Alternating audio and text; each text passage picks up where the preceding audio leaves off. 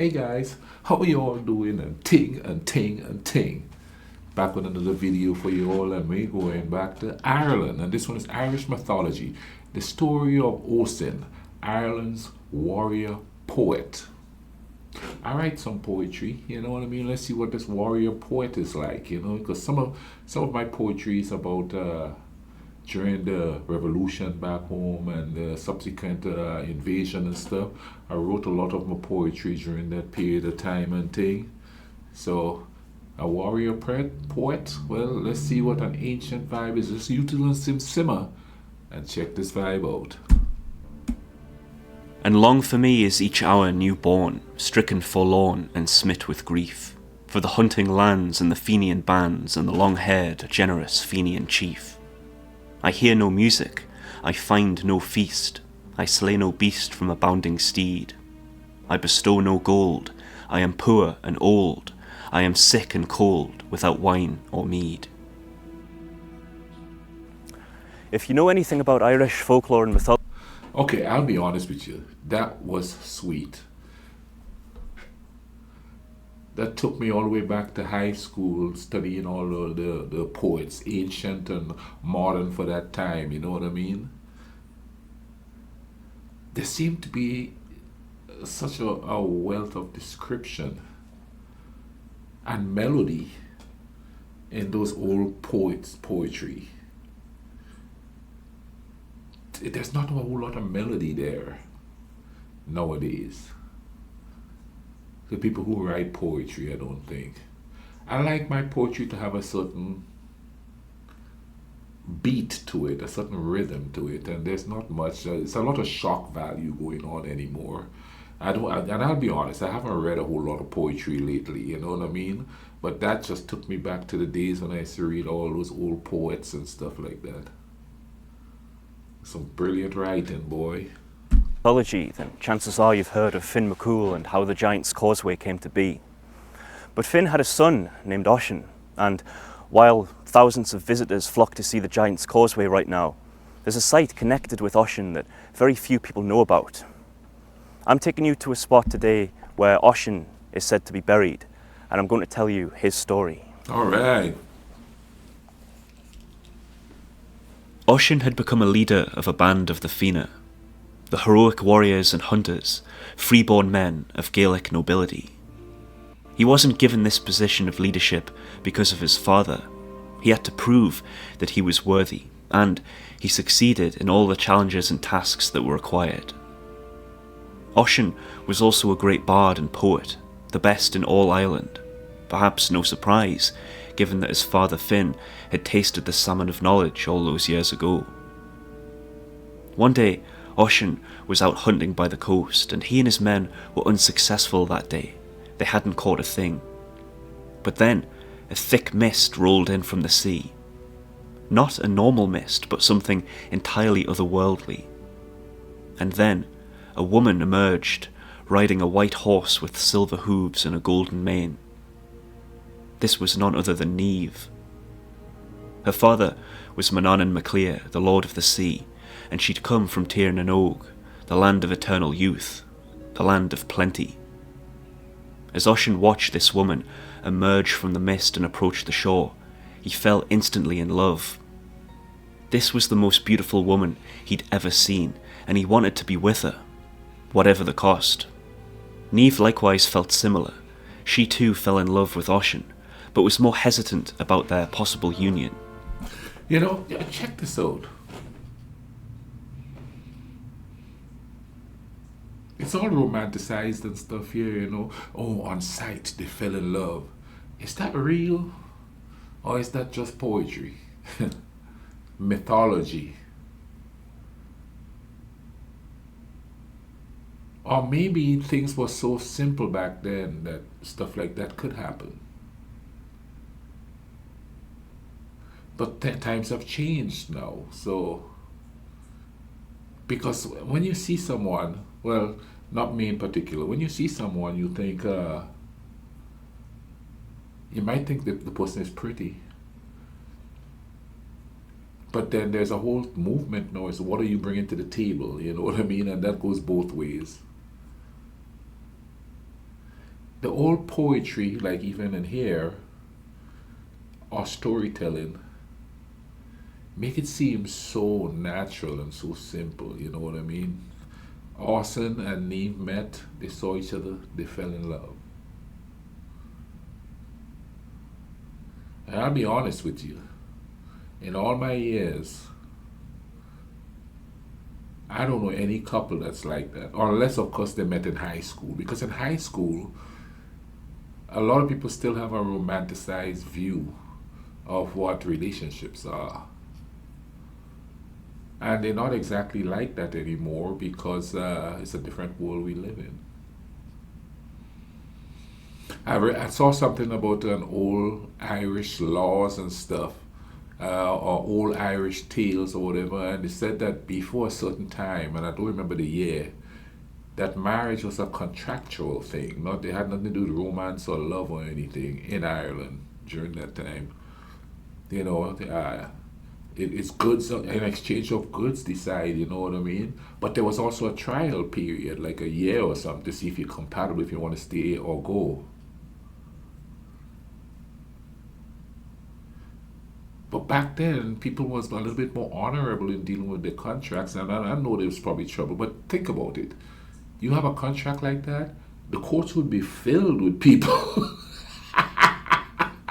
fighting for alimony and stuff, or whatever they call it these days. But the love at first sight thing, it's a beautiful idea, and the poetry makes it beautiful. But is that even out there? You know what I'm saying? "Take me with you," cried Oisín. "Take me to Tír na nÓg and let us be married." But Niamh felt obliged to warn Oisín what he was getting himself into. Now in Tír na nÓg, time does not pass as it does in our world. Niamh told Oisín that if he came with her to the land of eternal youth, then he'd never be able to return to his country again. He'd never see his kinsman again. But so strong was Oisín's love for Niamh that he paid no attention to this warning. Oisín only wanted to be with Niamh, and so he joined her on her horse, and the two of them rode out over the sea and passed into the realm of Tír na nÓg, that otherworldly paradise where nobody ever ages, where flowers always bloom and the sun always shines. There's no war or hunger, only peace and prosperity. And they lived well. Oisín was accepted by Niamh's father and everyone else in Tír na nÓg. Together, Niamh and Oisín had 3 children, a girl and 2 boys, one of which he named after his father, Fionn. But in time, Oisín began to grow restless. He missed combat, he missed adventure, he missed hunting with his hounds in the moors and glens of Ireland. He missed his family and his comrades in the Fianna. He'd been in Tír na nÓg for 3 years, but 3 centuries had passed in Ireland. Wow. Oisín spoke to Niamh about his feelings. He explained he was homesick and just wanted to return for a visit. Niamh again explained the way that time works in Tír na nÓg. "If you go back to Ireland," she said, "you will not recognise the place. Everyone you know will be gone." "I understand," replied Oisín, "but I have to try." And so Niamh gave Oisín her horse, the same horse that had carried him to Tír na nÓg all those centuries ago. But with the horse came a warning. "If you dismount this horse," she said, "if you touch the soil of Ireland, you will never be able to return to Tír na nÓg." Oisín understood, and so he set off on Niamh's white horse, across the waves and back to Ireland. When Oisín returned to Ireland, he didn't recognise the place at all. The land of his fathers was gone. There were no more gods, no more heroes, no Fianna, no warriors. Every face that he saw, not one of them he recognised. As he rode the horse through his old land, his heart sank as he realised that things were far worse than he could have imagined. The mighty fortresses that he'd known well were abandoned and in ruins. Everyone he encountered was weak, timid and puny. Men were far smaller, both in body and spirit. No more did the old gods rule here. A strange foreign god had replaced them. He saw in many villages monks and priests leading people in prayer. He asked passers-by what had happened to the Fionn, but people turned and fled, not wanting to speak of the heroes of old. At last, he'd had enough, wanting to return to Tir na Nog. But on his way back to the sea, Oisín saw a group of men trying to move a giant boulder. All of them together couldn't budge it an inch. But this boulder was nothing to Oisín. He leaned across from his horse and moved the boulder for them with ease. But as he did so, the girth on his saddle snapped and he fell to the ground. Immediately, he aged 300 years. Oh. All the time he'd been away had hit him in a single moment. Niamh's white horse vanished and, just as she'd warned, he was now trapped. He lay there on the ground, a blind, frail old man, a shadow of the great hero that he'd been in the past, never to see Niamh again, not in this lifetime. Now the group of men that were there with him may have been weak and puny, but they weren't totally ignorant. They'd been told growing up all about the grand adventures of Fionn McCool and his son Oisín, who travelled to Tir na Nog and never returned. Before Oisín died, it was said that he encountered a very strange man, a man that, by all accounts, he didn't take too kindly to. This man was St. Patrick. St. Patrick was a newcomer to Ireland, a man that turned many clans away from the old gods and introduced a new single god. He was hated by some and loved by others, and he was fascinated by the whispers he heard from pagans and Christian converts alike that the great Oisín had returned. Patrick had to see him, and so plans were made for the two men to meet. Oisín was given lodging in a house belonging to one of Patrick's followers.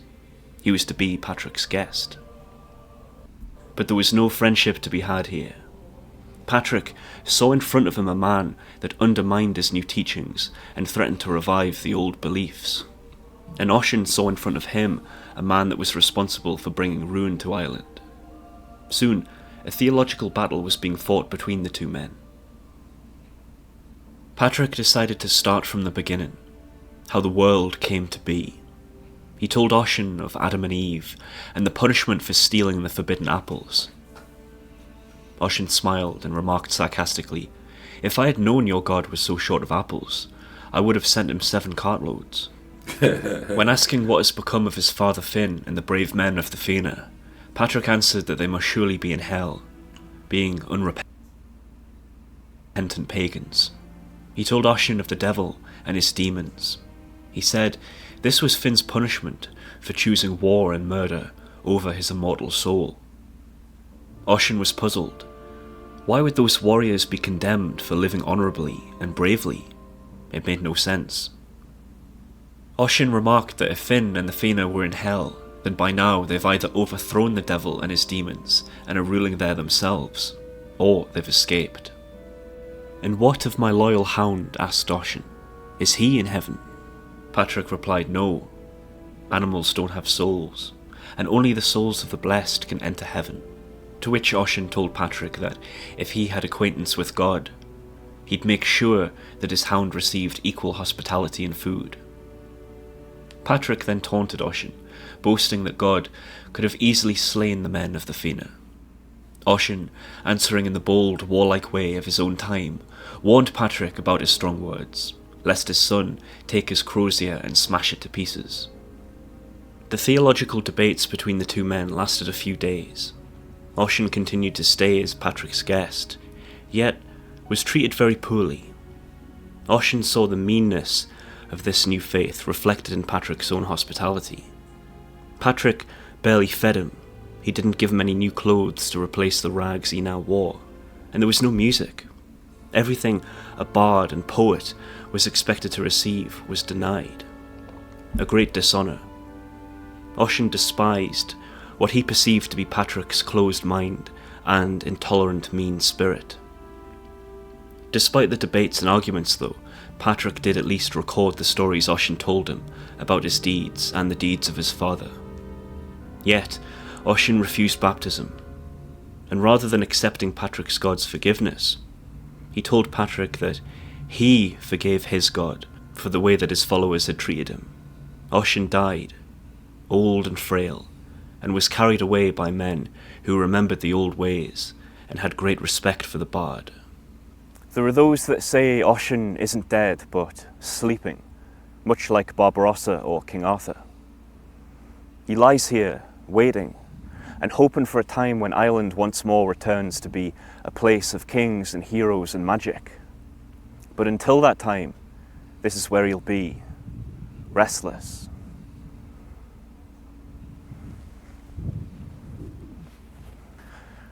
Perhaps the age of kings and heroes will one day come again. Not just in Ireland, but in many lands. Until that day, though, Oisin will be here. You know, when I visited the Giant's Causeway, the place was spectacular, awe-inspiring. But this place, Oisin's grave, this place is magical. If you do come here, remember the stories of Oisin and treat this place with respect.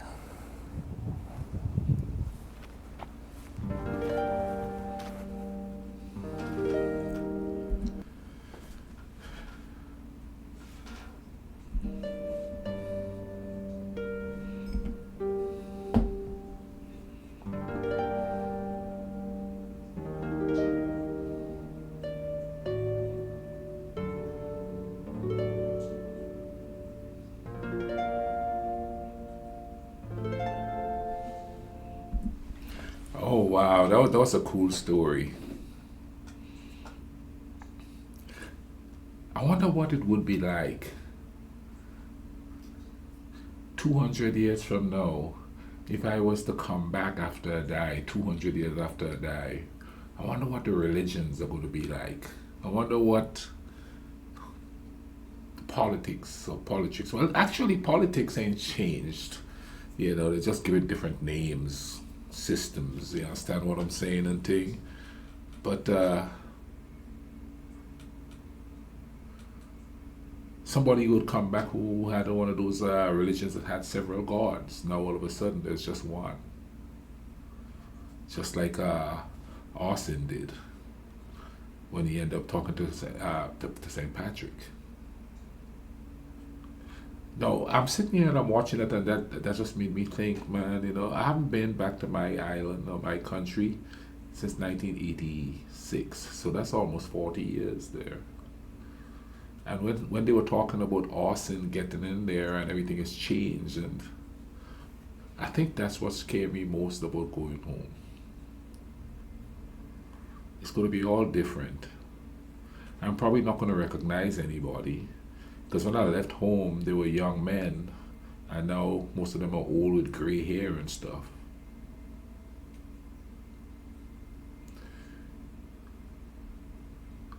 And what's scary about it is how am I going to feel? Because I'm going back home, because I'm going back to something that I remember, not something that is. And it's going to be different. Because when I left the island, my mom was alive, my dad was alive, my uncles were all alive. So I'm going back home and they're not there, you know? Anyway, I'm babbling here. I hope you guys enjoyed watching this storytelling here, you know, this Irish mythology. It really makes you think about humans and how they are and how they treat each other. Makes you think about love.